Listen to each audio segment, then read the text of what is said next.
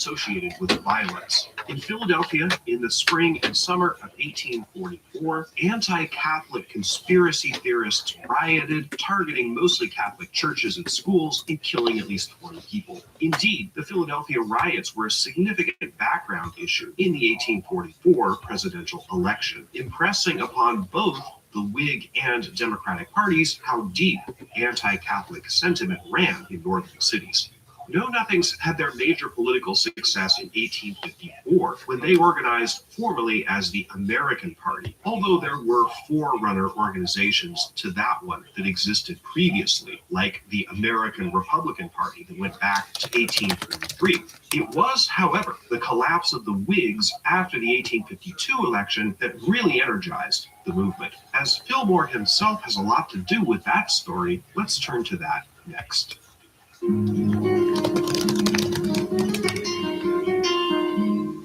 Millard Fillmore certainly wanted to be elected to a term as president in his own right in 1852. The historical record isn't entirely clear, however, whether that was his intention from the beginning or whether he came to the decision later.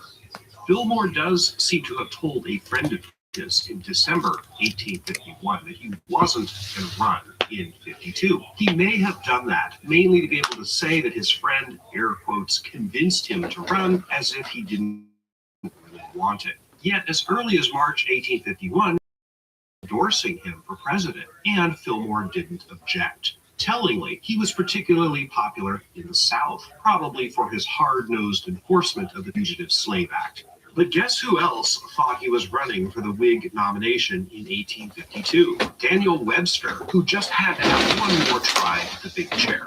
Most people thought this was nuts. Webster was now past 70, in poor health, and had lost much of his political clout, especially in Massachusetts, by selling out so shamelessly to slavery during the Compromise of 1850 debates. Webster was also Fillmore's Secretary of State. So you got that? A sitting president running for election in his own right was being challenged by his own Secretary of State for the nomination of their party as president.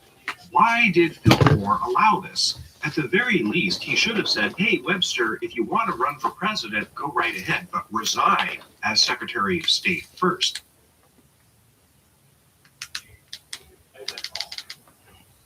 According to school officials,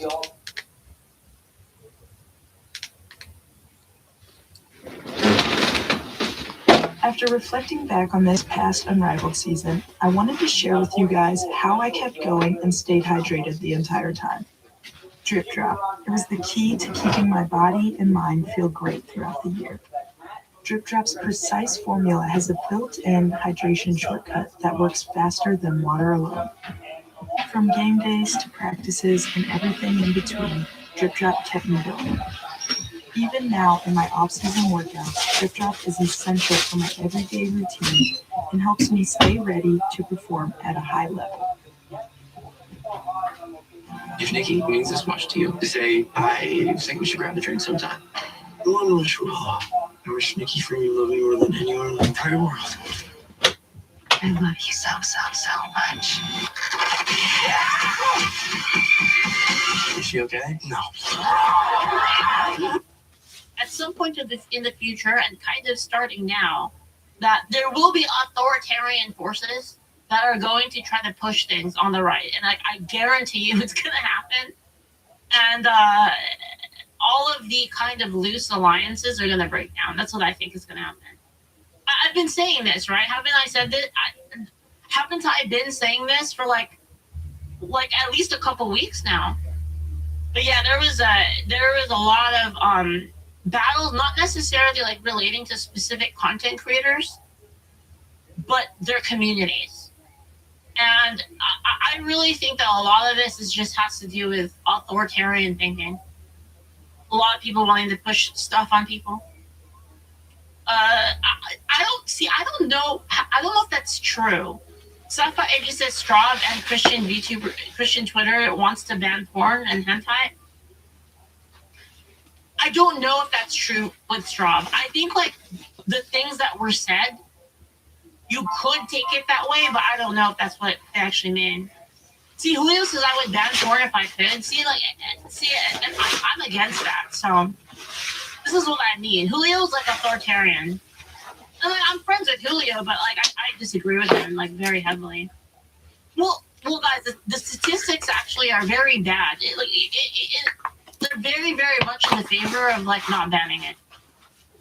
That's like, yeah. But so you can make a couple arguments. So like some of the arguments that are against it are that it. So even in the case, okay, it goes like this. Let me explain to you the logic behind it. Okay, it goes like this. That it should be banned because it's a societal bad, right? And then you counter with the argument that if you ban it,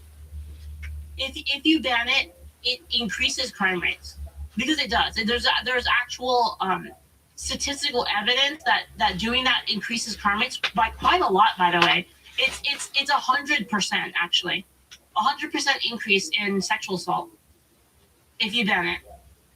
This is the data from Czechoslovakia when it happened in Czechoslovakia, and the thing is the increase of 100% was disproportionately towards children. By the way, What? so it creates a very, very bad like issue there, right? So the counter argument. So again, like I'm arguing with myself. I'm arguing like from both sides, right? What? So the counter argument to that would be like, well, you're not counting the negative externality to the people. So let's make hard drugs legal, says Julio. Well, Julio, there's other externalities to that. Like you're thinking at like you're thinking at like a level one, like a first layer, first order consequence. You're thinking of first order consequences. There's like way more than that. So like anyway. So the drug argument, right? I mean, I'm not gonna go into the drug thing very deeply, but it would be like this: you should have the freedom to like do drugs, whatever, right? It doesn't affect anybody, and then you would say, well, it does actually affect people. Well, that's only affecting that person. It's like, no, but there's second order consequences of it affecting that person, affecting everyone around them, right? So going back to the porn hentai argument or whatever, right? So the counter argument to the counter, which is that crime rates would go up, specifically sexual crimes would like increase. The counter argument to that, well, you're not thinking about the externalities on the people that are doing it, right? Because then there's another set of first order consequences on the other side, because now you have the first order consequences on the people that are doing and producing the porn. Does that make sense? Of like the effects on their personal lives, which then has like second order issues in society, right? Around that. Now you can solve that by saying that, well, actually hentai and AI porn are ideal. So then you go into that space and that solves all of the problems. So what I think is that we should just have AI and hentai. That should be it. But anyway, that's kind of the idea behind it and the argument. But you're gonna see this, like I'm telling you guys, you're gonna see that this is the new battle. This is the new war you're gonna see. This is the battle that you're gonna see kind of occur in the next couple weeks, if it hasn't already started. But you're gonna have sorry, I'm trying to format what I'm doing. Guys, do I talk too fast? Is that real? People are saying I talk too fast. Do I need to like talk slower? No? Why were people saying that?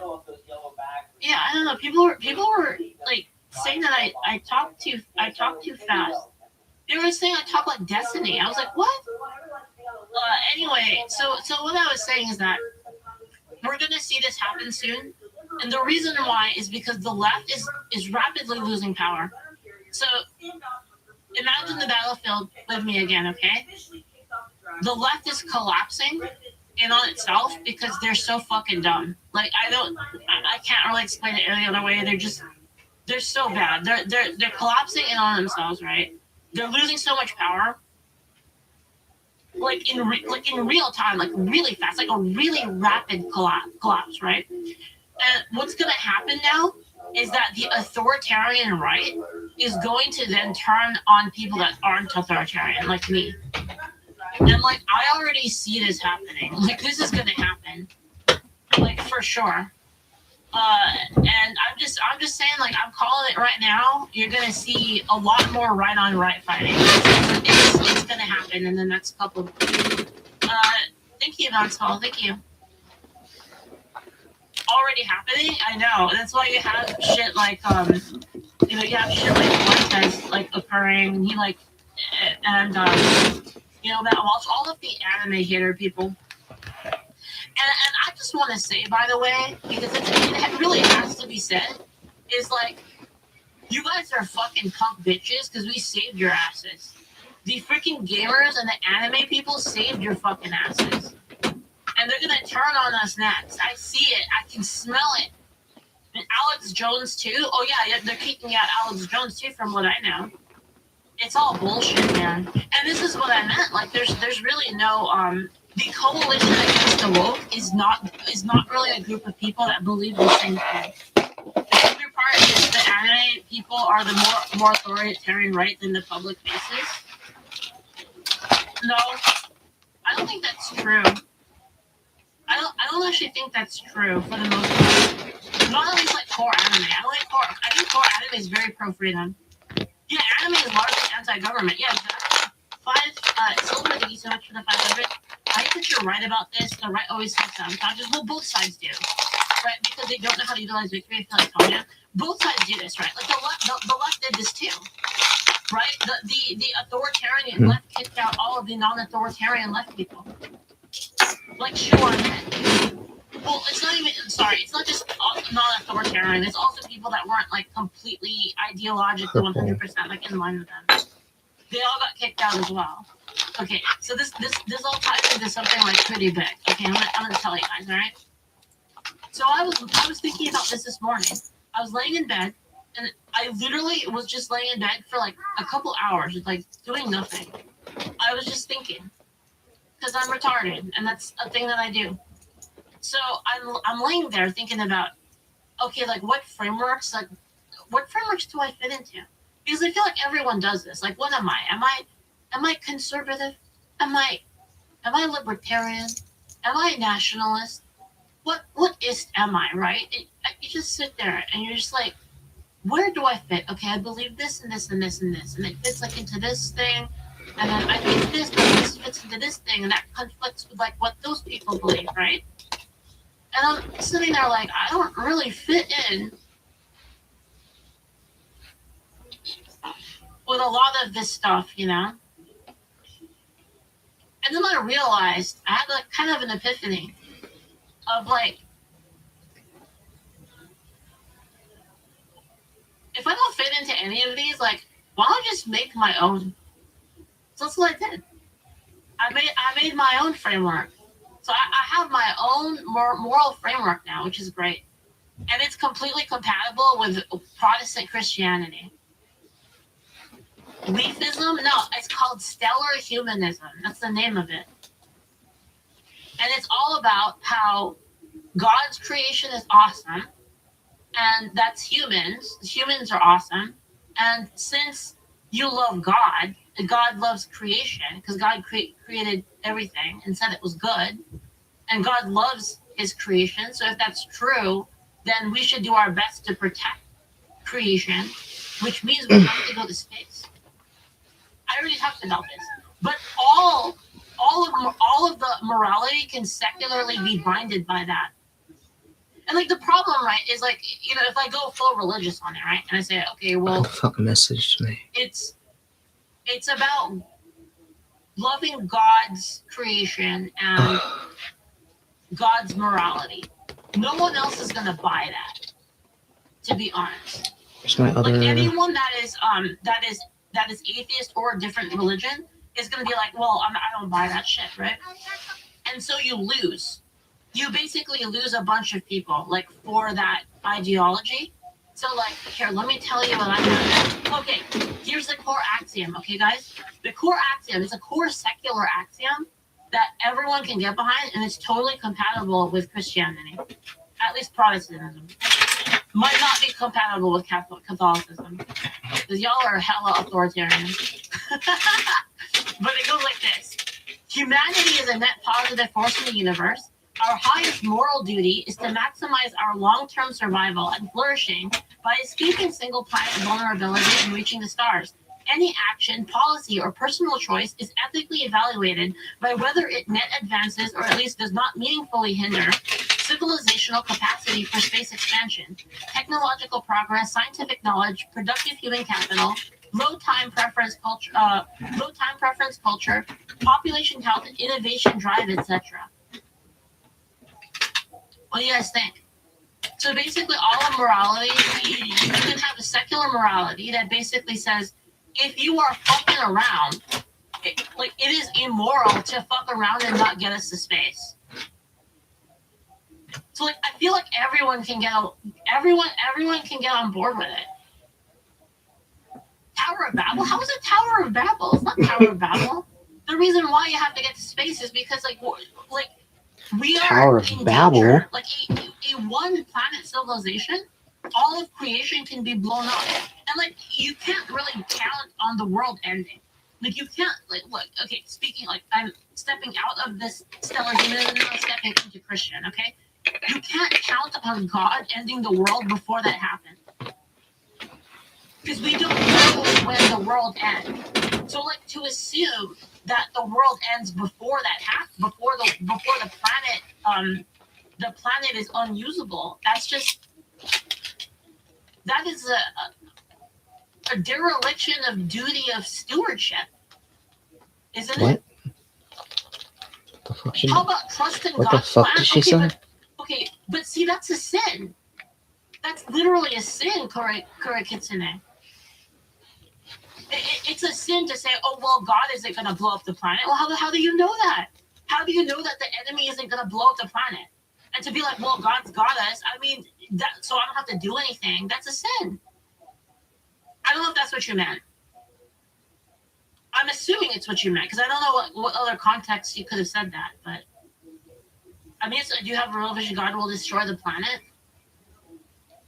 So the idea, right? So the idea is if you do, we have to have multiple planets. And there's multiple reasons for this because there's multiple fail states in humanity. There's multiple fail states. So let me give you a couple examples. Fail state number 1, total Quango control. All right, let's assume that the Quangos, the leftist Quangos in total takeover, it's over. Everything's gonna be fucked. The what? Right? And let's say that, I don't know, maybe you can say there's a nuclear path for everything blowing up. There's a fucking alien path for everything blowing up. There's a pandemic path for everything blowing up. There's a global warming or whatever the hell people want to say path for everything blowing up. There's solar flare, asteroid. There's so much shit that can happen that could blow us up. Right? And even if you want to go, so Quango left takes over and they make everything into an unlivable Cronenberg hellscape, right? That's one. If the Quango right takes over, then Islam takes over and it's cooked too.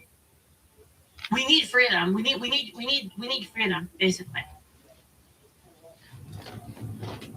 Sensodyne Clinical White gives 2 shades whiter teeth, 24/7 sensitivity protection. I recommend it.